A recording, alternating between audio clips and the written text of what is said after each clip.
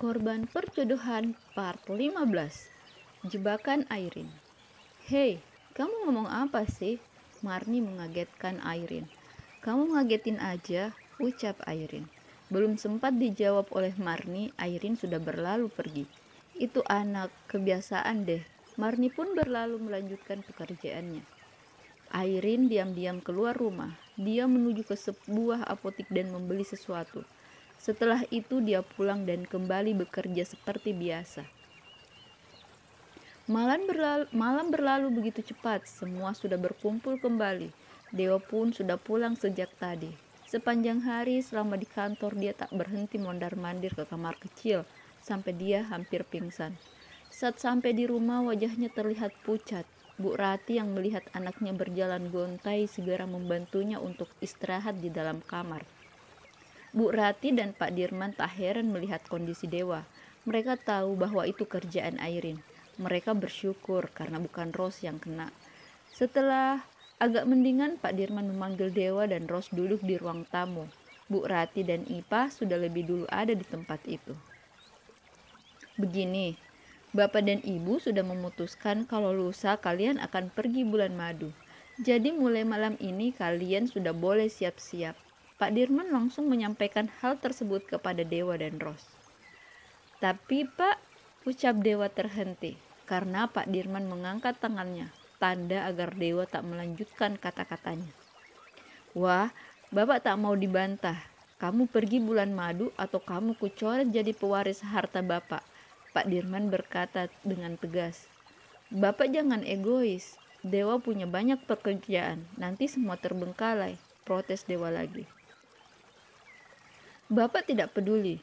Dan kamu, Ros, apa kamu setuju? Tanya Pak Dirman lagi. Baik, Pak, kami akan pergi bulan madu, ucap Ros. Pak Dirman tersenyum. Dia tak salah pilih kalau menantunya ini orang baik. Pak, saya izin istirahat lebih dulu supaya nanti dalam perjalanan dedek bayinya tidak capek, pamit Ros. Dia tak mau lebih lama berhadapan dengan Dewa. Pak Dirman mengangguk dan Ros melangkah ke dalam kamar. Pak Dewa juga mau istirahat, pamit Dewa. Dia pun melangkah naik ke atas kamar. Airin yang sudah merencanakan sesuatu tengah sibuk mempersiapkan semua agar rencananya berjalan sukses. Setelah jam 12 malam dia merasa semua orang telah tidur. Diambilnya HP yang sedari tadi dia cas, lalu mengetikkan sebuah pesan ke nomor Dewa. Mas, minta maaf, bisa minta tolong, lampu kamar saya mati, bisa bantu digantikan? Tak lama Dewa membalas sepertinya dia belum tidur. Tunggu sedikit lagi, saya lagi menyelesaikan kerjaan kantor. Oh, Mas di ruang kerja. Mau aku bikinin minum? Balas Airin. Kopi hitam boleh nih. Airin tak lagi membalas, dia secepatnya ke dapur membuatkan pesanan Dewa. Lalu membawakan ke ruang kerja. Tok, tok, tok. Airin mengetuk pintu. Terdengar langkah mendekat ke pintu dan ceklek.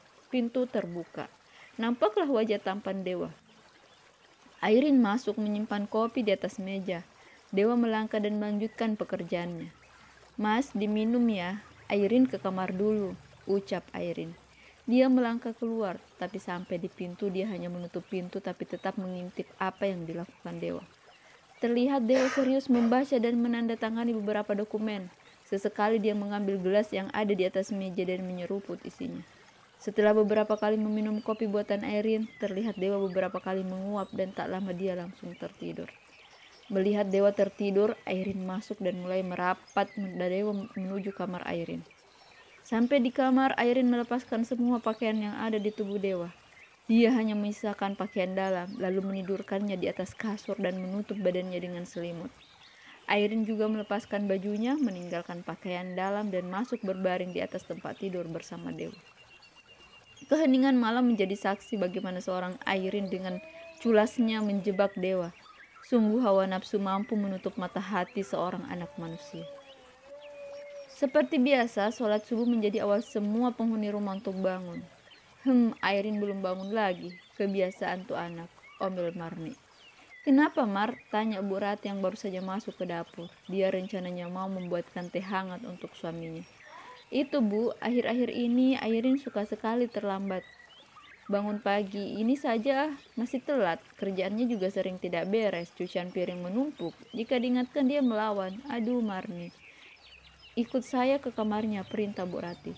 Mereka jalan berbarengan ke kamar Airin. Sampai di depan pintu terlihat pintu hanya tertutup tapi tak rapat. Bu Rati mendorong pintu. Wajahnya memucat. Dia membuka pintu lebih lebar dan alangkah murkanya dia mendapati Dewa sedang berbaring di tempat tidur Airin. Dia melangkah masuk, lalu membuka selimut mereka.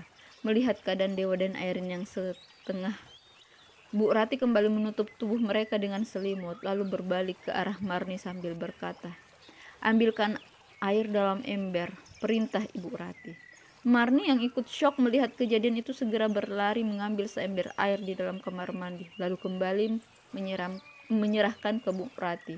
Saat melewati dapur, Pak Dirman melihat Marni terburu-buru membawa seember air dan tak didapati istrinya di dapur. Sehingga dia mengikuti Marni. Dia penasaran, kenapa sepagi itu pembantunya membawa air ke arah kamar.